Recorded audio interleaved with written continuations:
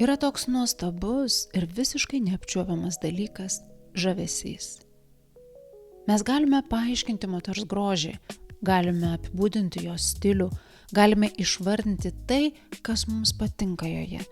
Bet kartais moteriai yra dar kažkas, ko regis negalime niekaip įvardinti, negalime paaiškinti, bet tas kažkas patraukia mūsų dėmesį. Atrodo, nieko ypatingo joje nėra.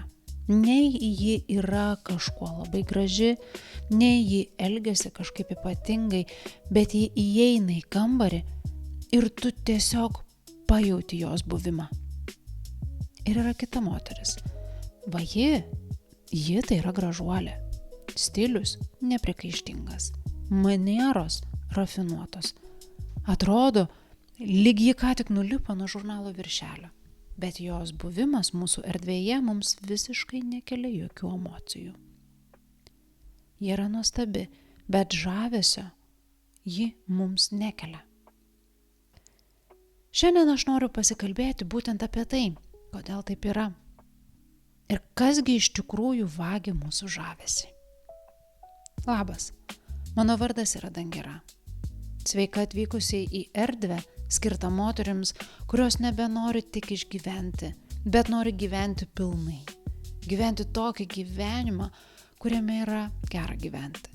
Į erdvę, kur aš kas antrą savaitę dalinuosi temomis, kurios padeda mums drauge mokytis kurti savo tokį gyvenimą, nuo kurio mums nereikia atostogų. Tokį gyvenimą, nuo kurio mes nenorime pabėgti. Jeigu tau patinka tai, ką tu čia girdi ir tai, kuo aš čia dalinuosi, būsiu tau dėkinga, jeigu tu spustelsi patinka, pakomentuosi ir prenumeruosi šį kanalą, nes štai tokie maži dalykai gali padėti mano balsui pasiekti daug daugiau moterų. Tų moterų, kurioms ir yra skirti mano žodžiai. Dalinkimės meilę drauge. O dabar įsitaisyk patogiai. Nusiteik žavingam pokalbiui ir pasikalbėkime apie žavesį. Ar tu kada nors pagalvoji, kaip taip yra, kad vienos moteris net nesistengdamos patraukia mūsų dėmesį, o kitos visai ne? Kaip taip yra, kad vienos moteris atrodo yra tiesiog apdovanotos žavesiu, o kitos visai ne? Kas yra tai, kas padaro žmogų žavingą? Ir kaip man to gauti? Nes kurigi moteris nenori būti žavinga, ar ne? Aišku, išgirdus patį žodį žavesys, mūsų protas greičiausiai mums sukuria tokį išorinį žmogaus paveikslą. Mes pradedame galvoti apie jo išvaizdą, stilių, laikyseną, kaip jis juda. Galbūt net nusipiešiame kažkokį tai amžių, kuriam priklauso žavesys. Ir taip, žinai, kai aš buvau maža mergaitė, aš kažkodėl galvojau, kad tikrai mūsų žavesys ateina su amžiumi. Aš maniau, kad žavesys priklauso visiems, kad mes visi tiesiog jį turim ir jis ateina, kai mes sulaukiam tam tikro amžiaus. Nežinau, koks tai amžius buvo mano galvoje, bet man atrodė, kad tai tiesiog kažkada mums savaime nutinka. Kažkodėl aš turėjau tokį tikėjimą, kad lygiai taip pat, kaip mes sulaukime amžiaus, kada bus galima gauti pasą. Tais laikais tai buvo 16, bent jau pas mane kaime tai buvo. Arba kaip ateina tas toks labai svarbus skaičius mūsų gyvenime, tas 18, ir mes esame laikomos suaugusiomis, tai lygiai taip pat turi ateiti laikas, kai mes tampame žavios. Nors šiaip jau tada aš net nežinojau, kad toks žodis egzistuoja, bet aš žinojau tą jausmą. tą jausmą, kai aš žvelgdavau į tas suaugusias moteris, kurios turėdavo tą kažką neapčiuopiamą, bet labai paliečiančio. Ir aš laukiau, kol ir man tai nutiks. Aš laukiau, kada ir man sueis tas amžius, kada ir aš turėsiu tą kažką, kas, kaip aš žinau dabar, yra vadinama žavesys. Ir aišku, būdama vaikas, aš tikėjau, kad tą kažką tai moteriai suteikia jos išvaizda, jos aukštakulniai, ta skrybelaitė pasukta šonu, jos laikysena kaip styga. Ir ji netgi gali raudonai dažytis lūpas. Oi, kaip aš šito laukiau. Bet dabar, kuo aš daugiau apie tai galvoju, tuo labiau suprantu, kad žavesys yra labai mažai susijęs su moters išore.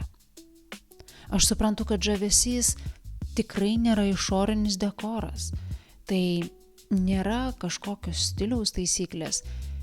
Ir tikrai tai nėra pati gražiausia tavo nuotrauka socialiniuose tinkluose. Žavesys yra tavo vidinė būsena.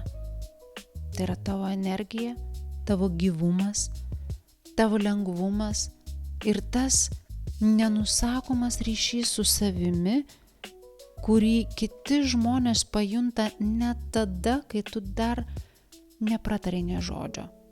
Tai yra tas magnetizmas, kai moteris tiesiog yra savo ašyje, savo vidinėje galioje ir vidinėje ramybėje.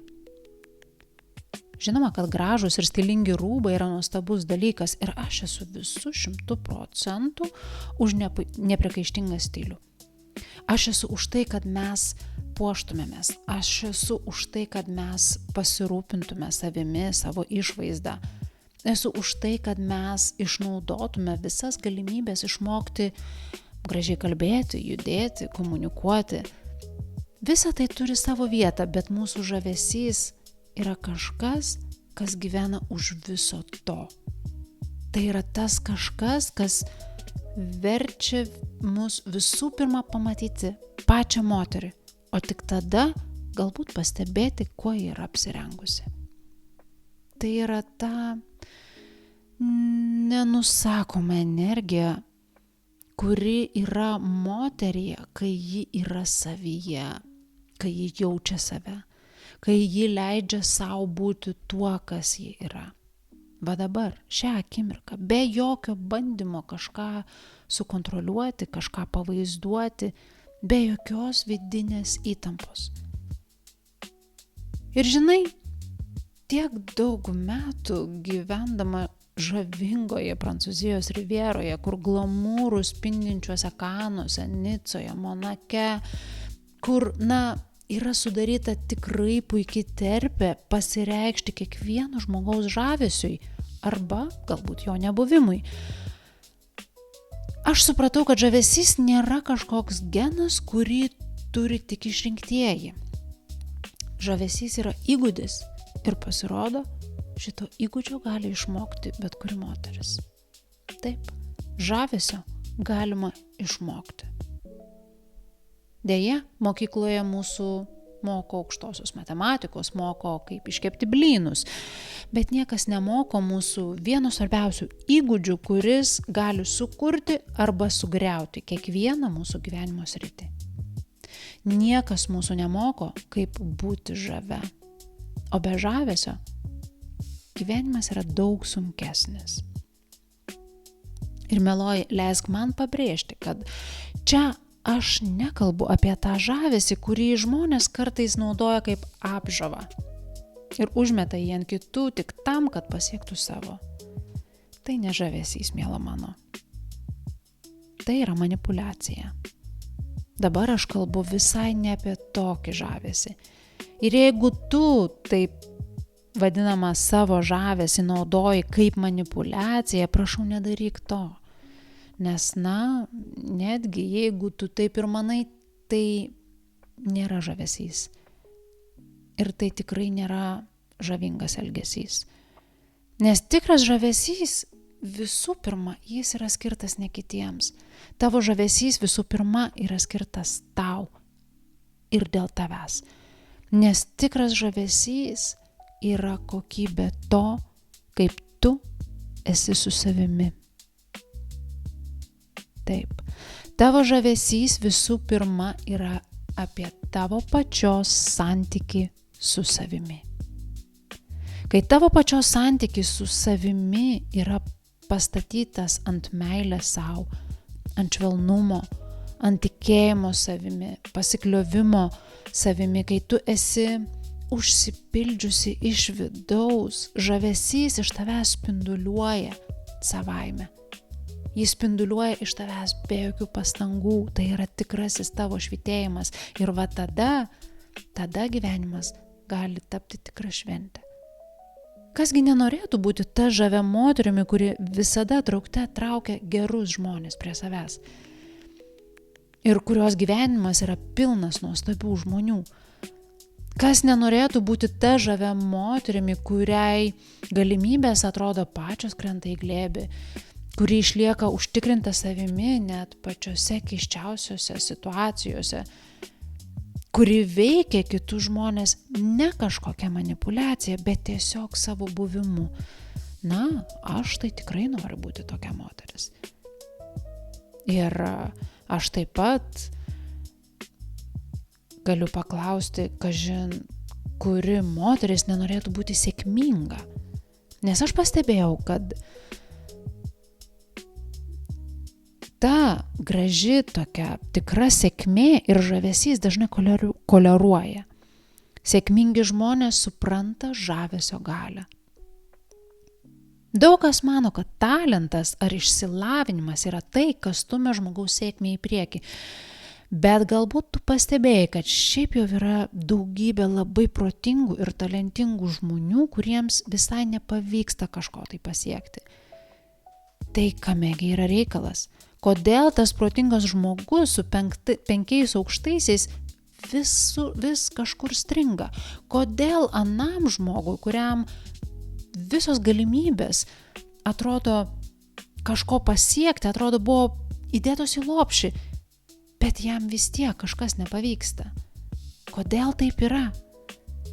Ogi todėl, kad jiems trūksta socialinio pasitikėjimo savimi. Jiems trūksta gebėjimo pritraukti žmonės į savo pusę, nes būtent savo žavesiu visų pirma mes pasitinkame žmonės, mes juos pasitinkame savo energiją. Taip, mūsų energiją kiti žmonės nuskaito dar prieš ištariant pirmą žodį.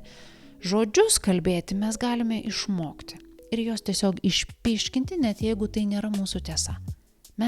Žodžiais mes galime meluoti, bet energija nemeluoja. Žavesio mes nesumeluosime. Kad jis būtų matomas, mes turime juo gyventi. Sėkmė kiekvienam žmogui gali atrodyti kitaip ir nesvarbu, kaip sėkmę apibrėži tu.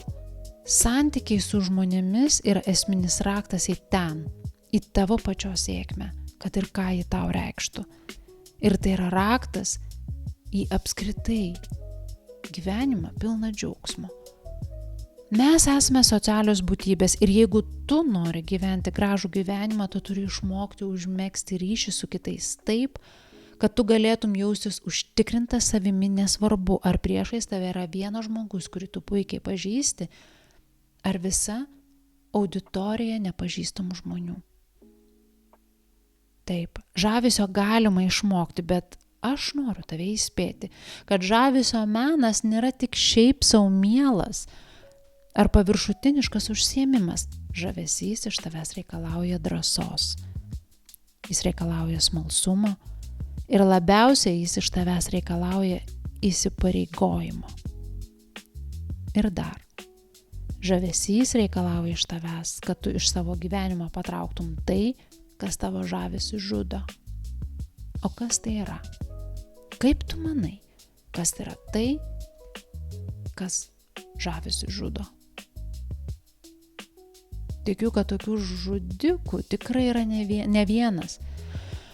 O štai mano įsitikinimu, ko gero pats giliausias mūsų žavesio žudikas, kurį turėjau veikti ir aš pati, yra noras visiems patikti. Šiaip jau pats noras patikti yra visiškai žemiškas noras. Natūralu, kad mes visos norime būti mylimos, mes norime būti priimtos, norime jaustis saugiai tarp žmonių. Problema yra tame, kad su tuo noru mes galime nueiti per toli. Nes labai greitai tas patikimas kitiems gali tapti sąlyga tam, kad aš patikčiau pati savo. O dar ta keista ironija, kad su tom didelėm pastangom visiems patikti ir įtikti mes tik dar labiau atstumėme kitus nuo savęs. Nesgi kasgi norėtų turėti reikalų su kažkokia priekaba ar prielipa, kuri taip labai bando įrodyti, kad ji yra kažko verta, kad ji sutinka daryti bet ką, kad ji sutinka save išduoti. Ar tu matai, kas čia vyksta? Ar tu matai, kad kuo labiau tu stengiasi patikti kitiems, tuo labiau yra akivaizdu, kaip mažai tu vertini save. Ir aš galiu būti visai atvira, nes kai aš gyvenau savo didįjį noriu visiems patikti etapą, tai buvo laikas, kai aš pati mažiausiai mylėjau save.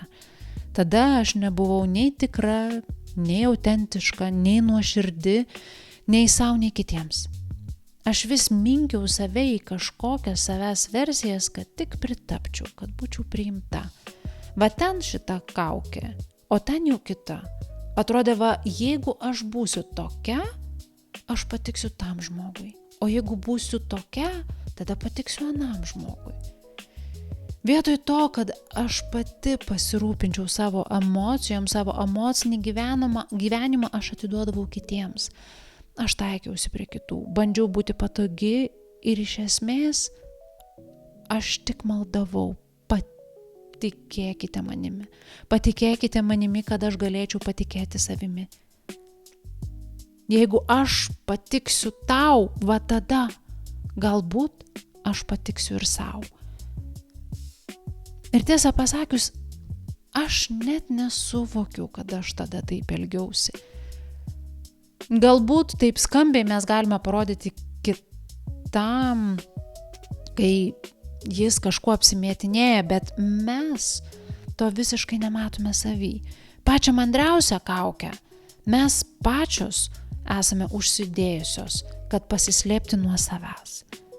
Bet santykiai su tokiamis kaukėmis nėra normalūs, sveiki santykiai. Tai yra tiesiog emocinė priklausomybė. Ir žinai, tai vargina. Tai tiesiog išsiurbia energiją ir tau, ir visiems aplinkui tave. Tas žūtbūtinis noras patikti tikrai nėra žavesys. Su tokiu elgesiu mes tik pačios sumažinam save, apleidžiam save. O kartais mes tiesiog elgiamės kvailai ir nėra ko stebėtis tada, kodėl žmonės atsitraukia. Bet taip neturi būti amžinai. Ir kai mes peržengėme šitą noriu visiems patikti etapą, tada nutinka kažkas nuostabaus. Tada mums atsiveria tokia saldi, lengva ir tikra vidinė laisvė. Mes nustojame ieškoti pritarimo iš kitų. Mes nustojame laukti, kol kiti mus įvertins, nes mes pačios priimame savo tikrąją vidinę vertę. Ir va čia gimsta tikrasis mūsų žavesys. Tas nuostabus, neapčiuopiamas je ne sais quoi. Ir va čia gimsta ta tokia lengva, elegantiška vidinė laisvė. Taip. Tikrasis mūsų žavesys prasideda ten, kur baigėsi mūsų noras visiems įtikti ir patikti.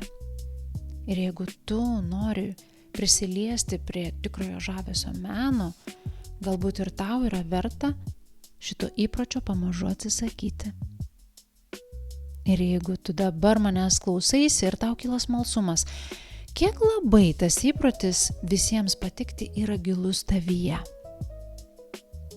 Dabar aš pasidalinsiu su tavim 6 ženklais, iš kurių tu gali atskirti ir atpažinti, kad bandydama patikti, tu iš tikrųjų tik gesini savo pačios žavesio šviesą. Pirmasis ženklas yra tai, kad tu sakai taip, nors iš tikrųjų norėtum sakyti ne. Sakai taip kažkokiam susitikimui, nors verčiau liktum namuose ir krapštytumėsi savo sode. Sakai taip, tu priimsi pusę giminės į svečius šį savaitgalį ir taip, Tu rasi, kur juos paguldyti, visus 20. Ir žinoma, tu gaminsi jiems, turbūt pati viena. Nors daug mieliau šį savaitgalį tu pati kur nors išvyktum. Bet, kągi jie pagalvos, ar ne? Tu pati pasisiūlai iškepti 5 plėkas keksiukų mokyklos šventei, nors jų galima tiesiog nusipirkti. Kodėl? Nes tu tiesiog nori būti viena iš tų mamų, kurios yra populiarios. Bet, miela mano, žaviai moteriai to nereikia. Pastebėk, kaip žaviai kai kurios moteris tiesiog pasako ne. Ir jos dėl to neatsiprašinėja ir nesiaiškina. Ne, jos sako dažnai, aiškiai, konkrečiai, be jokių išsisukinėjimų ar išvedžiojimų. Ir pastebėk, kaip už tą aišku ne, šiaip jau jos yra verčiau gerbiamos, nei nemėgstamos. Antras ženklas, kad tu gesini savo žavesį, yra tai, kad tu sakai ne, kada iš tikrųjų tu norėtum sakyti taip. Kai tu sakai ne tai kelioniai, nes bijai, ką šeima pasakys. Kai sakai ne tai ryškiai sukneliai, nes bijai, kad tai atrodys per daug. Kai darbo šventėje tu išgirsti tą dainą, kuri šiaip jau tave verčia iš koto ir tu taip labai norėtum pašokti, bet tu sulaikai save, nes, kaip čia atrodys. Kai tu sutinki žmogų, kuris tave žavi ir tu taip labai norėtum jį pakalbinti, bet tu to nedarai tik todėl, kad nenori atrodyti įkyri. O be togi mes buvo mokomos, kad vyras turi žengti pirmą žingsnį. Pagalvok, kas yra tai, kam tu kažkada pasakei ne, o paskui tu gailėjasi dėl to. Ir galbūt vis dar gailėsi. Žavūs žmonės, miela mano, jie leidžia savo norėti, daryti tai ir džiaugtis tuo. Pilnai. Jie tai daro su tokiu saldžiu vidiniu lengvumu. Ir būtent tuo jie žavi kitus ir įkvepia kitus. Atrodo, tokius žavingus sprendimus jie priima tiesiog taip lengvai. Ir jiems yra tai taip paprasta. Dar vienas ženklas, tai jau bus trečias, tai yra tai, kad kartais tu pradedi elgtis šiek tiek kvailokai. Aš pati esu nekartą pagavusi save, kad kažkokiose situacijose, kur aš elgiuosi taip, kad aš tiesiog nebeatpažįstu savęs. Ir tas momentas man yra priminimas, kad aš čia jau persistengiau, man tai yra signalas, dangira, sugrįžk į save, atsisuk į save. Ir būtent šioje vietoje tu mylėk save labiau. Nes čia yra kažkas, kur tu save išduodi. Gal ir tu atpažįsti tokias situacijas, kur tu pagalvoji, nesuprantu, kodėl aš čia taip elgiuosi. Nes įprastai aš taip nedarau. Tai man yra įprasta, tai man yra būdinga, netgi nepriimtina. Dažniausiai tokį savo elgesį mes pastebime tik po to, kai šitiek atsitraukime nuo tos situacijos, kai suprantam, kad iš susijaudinimo kažkokio ar nerimo mes pradedam kalbėti daug greičiau nei įprasta, gal net pakyla balso tonas, arba mes nenustovim vietoj. Mes judam, mes judinam save, o jeigu pokalbėje atsiranda tyla, tai mes jaučiamės atsakingos ją užpildyti. Ir dažnai pradedame kalbėti kažkokias nesąmonės arba keistai juoktis, nors galbūt visai nėra juokinga. Taip būna, kai noras patikti mus tiesiog išmuša iš vėžių. O žavūs žmonės, jie geba išlikti ramus. Jie neturi jokio poreikio kam nors įrodinėti. Į erdvę jie ateina su tokia energija, lyg jie čia priklauso. Jie ateina su tokia energija, kad aš savyje turiu viską, ko man reikia. Ir ne tik, kad turiu tai, ko man reikia, ne tik tai, kad man nieko nereikia iš tavęs, bet aš net galiu tuo dalintis. Ne tik, kad galiu, aš netgi noriu dalintis tuo geriu, kuris yra manyje. Todėl kiti žmonės šalia jų jaučiasi saugus ir natūralu, kad daugiau žmonių nori būti šalia tokių žmonių. Ketvirtasis ženklas yra tai, kad tu leidi kitiems peržengti tavo ribas. Taip jau būna, kad mes leidžiame kitiems kištis į mūsų gyvenimą vien todėl, kad bijome pasirodyti negeros.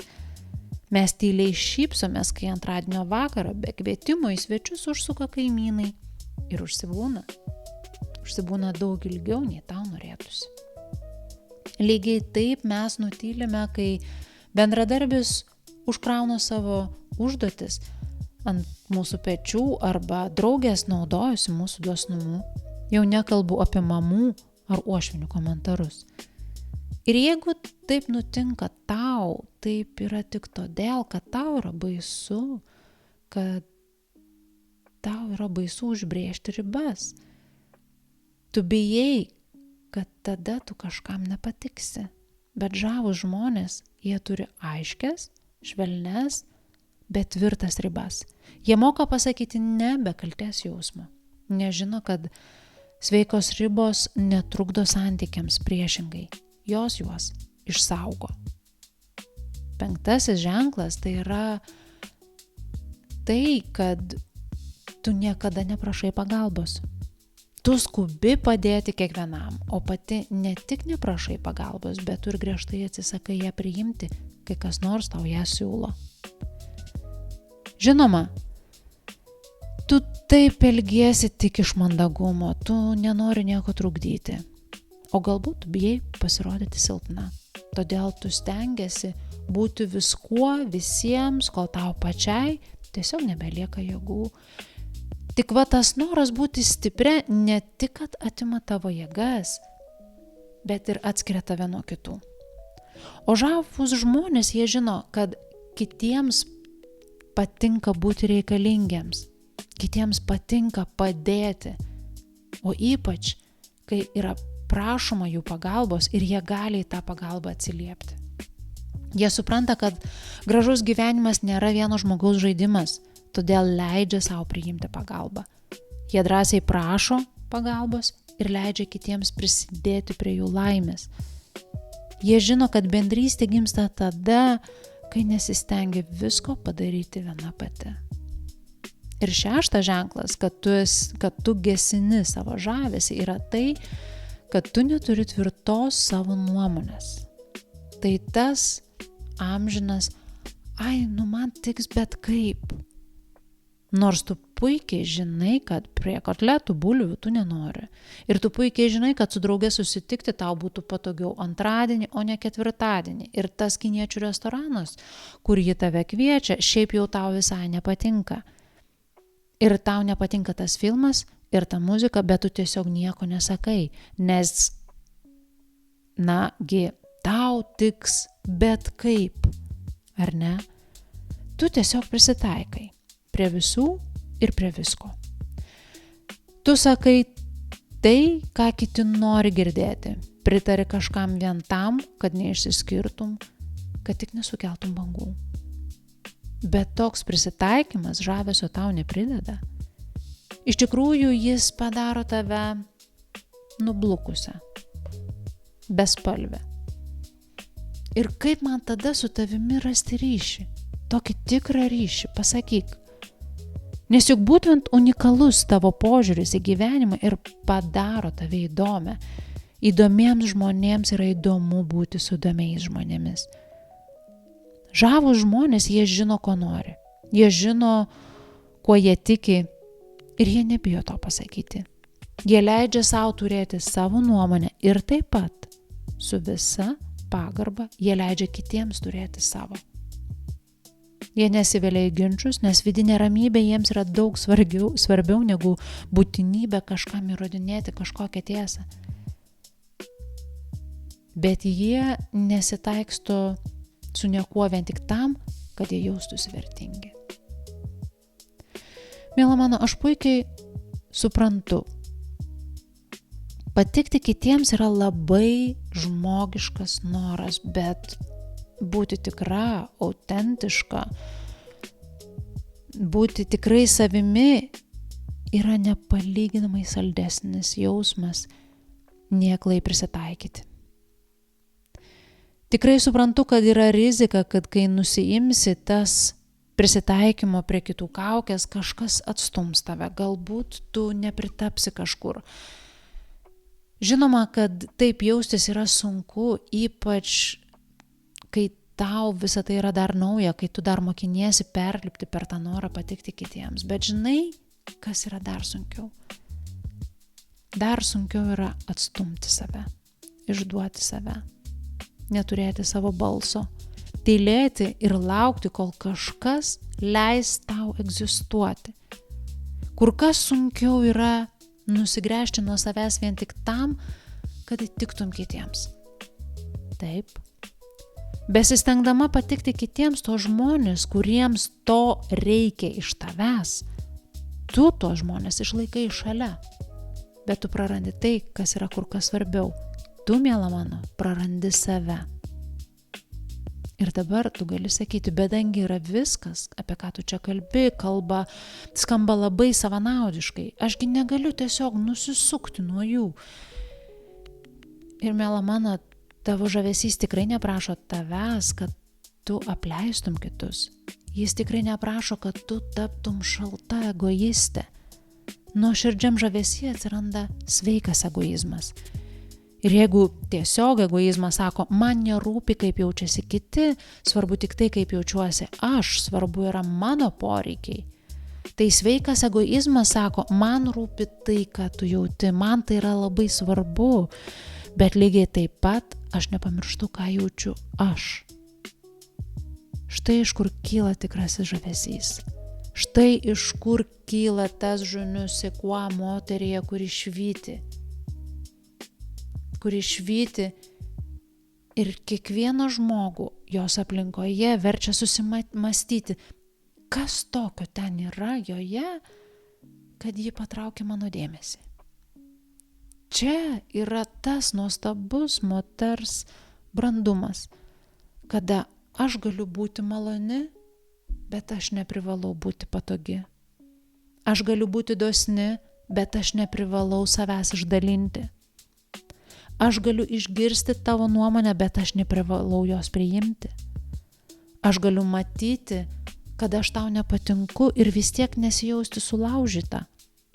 Aš galiu būti savimi ir aš galiu leisti tau būti savimi. Tai yra laisvė. Ar tu bent įsivaizduoji, kokia tai yra laisvė? Laisvė tau ir lygiai taip pat laisvė visiems, kas yra šalia tavęs. Tavo žavesys, miela mano, iš tikrųjų yra tik šalutinis produktas to, kad tu esi laiminga, kad tu esi taikoj su savim, kad tu nustoji stengtis save pataisyti, kai tu kuri save ne iš kritikos savo, ne iš saviplakos, bet iš meilės savo.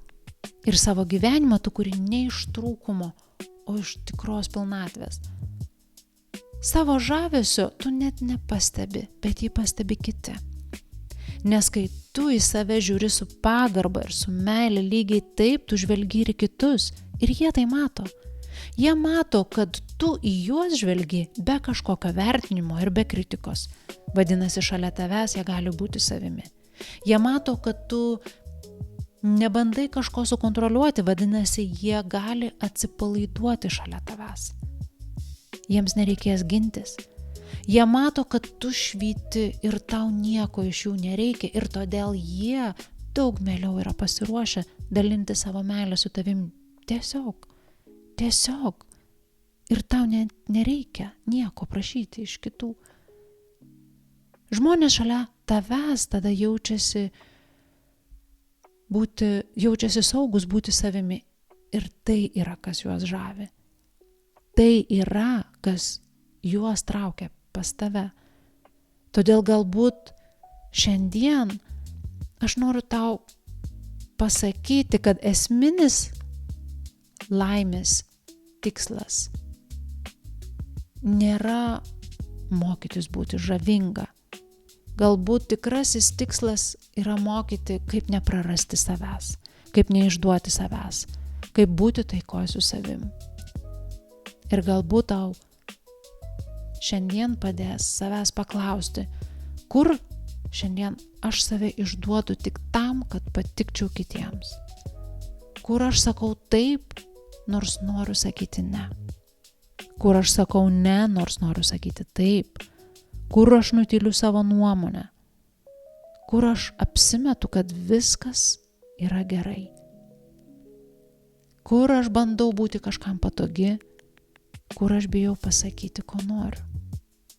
Ir galbūt tavo kelionė į savo žavesį prasideda ne kažkokiuose didžiuliuose gyvenimo pokyčiuose, bet nuo vieno mažo ne, nuo kito mažo taip, vienos tikros nuomonės, vieno prašymo, vienos ribos, vieno karto, kai nebandai savęs pataisyti.